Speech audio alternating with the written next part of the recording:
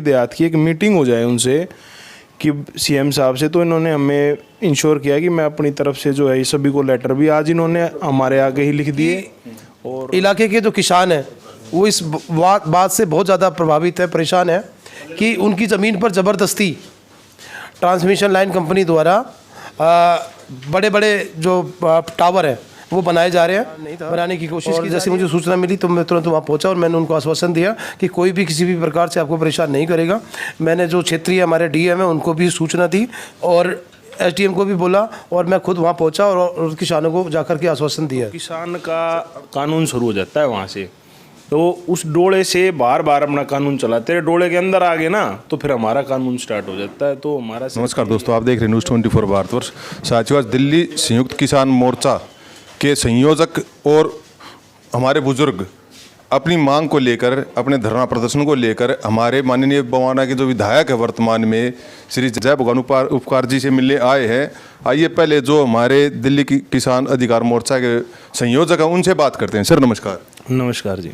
Sir, आज आप हमारे जो बवाना विधानसभा के वर्तमान विधायक उनसे मिलने आए हैं, वो विषय बताइए, किस विषय को लेकर आप आए यहाँ पे? हम विधायक जी के पास आए जी, हमारी परसों मीटिंग हुई थी एसडीएम से और बिजली जो ये पावर ग्रिड है इनके अधिकारियों से। तो ये उन्होंने हमें यही कहा कि भाई यहाँ पे कोई कानून नहीं है, और जगह तो मुआवजा देते हैं लेकिन आपके यहाँ कोई कानून नहीं है। मतलब तो वो दिल्ली में कोई ऐसा कानून नहीं? हाँ, कोई कानून नहीं है। हाँ, को किसान को मुआवजा मिले। तो एजी की जो सिफारिश है 2015 में, उसके आधार पर जो है दिल्ली का जो ये एक पॉलिसी बने, और पॉलिसी बनने में तो देखो टाइम लगेगा, 15 तारीख से सेशन है। तो विधायक जी से हमने रिक्वेस्ट करी है कि भाई उससे पहले गस्टेड नोटिफिकेशन हो जाए और दिल्ली के जो किसान हैं उनकी एक बार दिल्ली देहात की एक मीटिंग हो जाए उनसे कि सीएम साहब से। तो इन्होंने हमें इंश्योर किया कि मैं अपनी तरफ से जो है ये सभी को लेटर भी आज इन्होंने हमारे आगे ही लिख दिए और उसमें पॉइंट्स बड़े क्लियर हैं।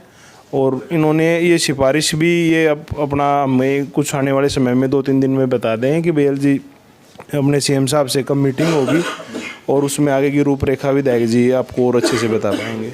आइए अभी विधायक जी से बात करते हैं। सर नमस्कार। नमस्कार सर। सर, जैसे ये ओचंदी बॉर्डर पे हमारे किसान बैठे हैं धरना प्रदर्शन करके कि उनकी ज़मीन के अंदर से ज़बरदस्ती लाइनें गुजारी जा रही है, एचटी की लाइन है, और सर और भी जैसे हमारे वहाँ पे एक बड़ा पावर ग्रिड लग रहा है, इन चीज़ों के लेकर इस बारे में आप क्या कहना चाहते हैं? देखिए सर, अभी जैसे कि पिछले 8 महीने पहले भी हमारे संज्ञान में आया था और लेकिन किसान जागरूक नहीं थे उस टाइम पे। लेकिन अभी पिछले 1-2 महीने से जो हमारे संयुक्त ये जो किसान मोर्चा है, दिल्ली किसान अधिकार मंच, ये आगे आए हैं और इन्होंने एक पहल की है। क्योंकि कोई भी व्यक्ति किसी के मकान में घुसने की कोशिश करेगा तो जब भी घुस पाएगा जब अगर उसने उस ज़मीन का पैसा दिया है। लेकिन यहाँ तो उल्टा ही हो रहा है कि इलाके के जो किसान हैं वो इस बात से बहुत ज़्यादा प्रभावित है, परेशान है कि उनकी ज़मीन पर ज़बरदस्ती ट्रांसमिशन लाइन कंपनी द्वारा बड़े बड़े जो टावर हैं वो बनाए जा रहे हैं, बनाने की कोशिश की जा रही है। वो तो किसान बार बार रोक रहे हैं उनको, और क्योंकि और ना ही तो उन्होंने कोई मुआवजा उनके लिए दिया है। तो उनका कहना यह है, किसानों का कहना यह है कि अभी तक यहाँ दिल्ली के अंदर कोई पॉलिसी नहीं बनी है और पॉलिसी बननी चाहिए। तो उसको लेकर के किसानों ने मुझे कल भी बुलाया था, मैं उनके बीच वहाँ पर धरना प्रदर्शन स्थल पर पहुँचा था और मैंने उनको आश्वासन दिया कि दिल्ली सरकार आपके साथ है, हर तरीके से साथ है, और जो भी आप चाहते हैं हमारी सरकार आपके लिए करेगी। सर, जैसा आपने बताया कि जो खेत वो किसान का खुद का है, लेकिन एक किसान को अपने खेत में हवन करने से भी रोका जाता है। पुलिस, दिल्ली पुलिस उनको डिटेन करती है, जिसमें कम से कम हमारे 75 साल के बुजुर्ग भी थे। उनको 5-6 घंटे के लिए थाने में मतलब डिटेन भी किया गया, गिरफ्तार किया गया। सर, इस बारे में आप क्या कहना चाहते हैं? देखिए, जैसे ही मुझे सूचना मिली कि हमारे जो दिल्ली देहात के जो किसान हैं उनको डिटेन किया गया, तो मैं तुरंत वहाँ पर अगले दिन पहुँचा हूँ, क्योंकि मैं यहाँ नहीं था। और जैसे मुझे सूचना मिली तो मैं तुरंत वहाँ पहुँचा और मैंने उनको आश्वासन दिया कि कोई भी किसी भी प्रकार से आपको परेशान नहीं करेगा। मैंने जो क्षेत्रीय हमारे डीएम है उनको भी सूचना दी और एसडीएम को भी बोला और मैं खुद वहाँ पहुँचा और किसानों को जाकर के आश्वासन दिया। सर, अब कुछ दिन पहले मीटिंग भी हुई थी किसानों की और सरकार की, जो मेरे ख्याल से बेनतीजा ही रही, जो हमारे संज्ञान में आया है। इस बारे में आप क्या कहना चाहते हैं? देखिए, मेरे संज्ञान में नहीं है कि किसानों की सरकार के साथ कोई मीटिंग हुई है। एसडीएम के साथ में मीटिंग हुई है, जो कि अभी पहले दर्जे की मीटिंग हुई है। अभी देखते हैं धीरे धीरे, और इसमें हम क्या कर सकते हैं, हम पूरा प्रयास कर रहे हैं। सर, जैसे किसानों के ऊपर मुकदमे दर्ज, बिना मुकदमा दर्ज किए उनको उठाया जाता है दिल्ली पुलिस द्वारा, जैसे ये अमन के टाइम पे उठाया गया, कुछ दिन पहले पंजाब फोड़ में किसान बैठे थे ऐसे ही धरने के ऊपर कि भाई अगर आप हमारी ज़मीन में आ रहे हैं तो कम से कम हमें बताया तो जाए, भाई किस चीज़, कोई नोटिस हो या कोई सरकार का कोई नोटिफिकेशन हो, तभी तो किसी की ज़मीन में आप किसी की प्रॉपर्टी में घुस सकते हो।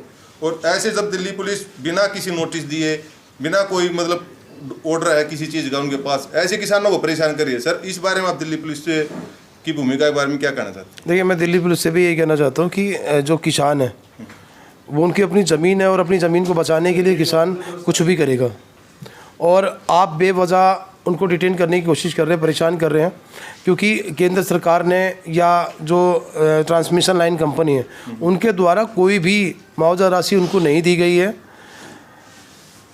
अगर आप उसमें अगर अपने पोल खड़ा करना चाहती है एजेंसी, तो उनको मुआवजा दे, जिस तरीके से बामाडोली की बात किसानों के द्वारा बताई गई है द्वारका के अंदर, उस 41 पॉइंट कुछ का जो मैटर है, मुआवजा है, तो वो दे। और मैं दिल्ली पुलिस से ये कहूँगा कि बेवजह किसानों को परेशान ना किया जाए। किसान अपनी ज़मीन के लिए लड़ रहे हैं और वो उसके मालिक है, और उन्हें परेशान ना किया जाए। सर, अब आम आदमी पार्टी की क्या भूमिका रहेगी? जैसे किसानों ने अपना परमानेंट धरने के लिए बोल दिया वहाँ पे, और सिर्फ किसान नहीं, महिला भी साथ में है इस चीज़ में, इस बारे में जो हमारी आदमी पार्टी है उसकी क्या भूमिका रहेगी हमारे किसान? देखिए, मैं तो इतना ही बताना चाहता हूँ, दिल्ली की सरकार हमेशा दिल्ली के किसानों के साथ में खड़ी रही है, नज़र आई है।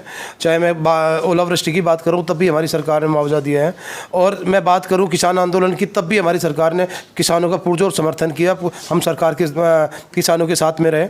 और तीसरी बात मैं बता दूँ, अभी दिल्ली की सरकार ने अभी जो दिल्ली का जो किसानों की ज़मीनों के सर्कल रेट बढ़ाए, उसमें भी दिल्ली की सरकार किसानों के साथ रही है। तो ये जो मुद्दा है, इस मुद्दे में भी हम किसानों के साथ हैं हर तरीके से, और किसानों की जितनी भी मदद हमारे द्वारा हो सकती है हम उसको पूरा करने का प्रयास करेंगे। बिल्कुल, धन्यवाद। सतेंद्र जी, जो हमारे विधायक जी ने दिल्ली किसान अधिकार मोर्चा को जो आश्वासन दिया है, इस बारे में, और जो आपका जो मंच है, उनकी आगे की रूपरेखा क्या रहेगी?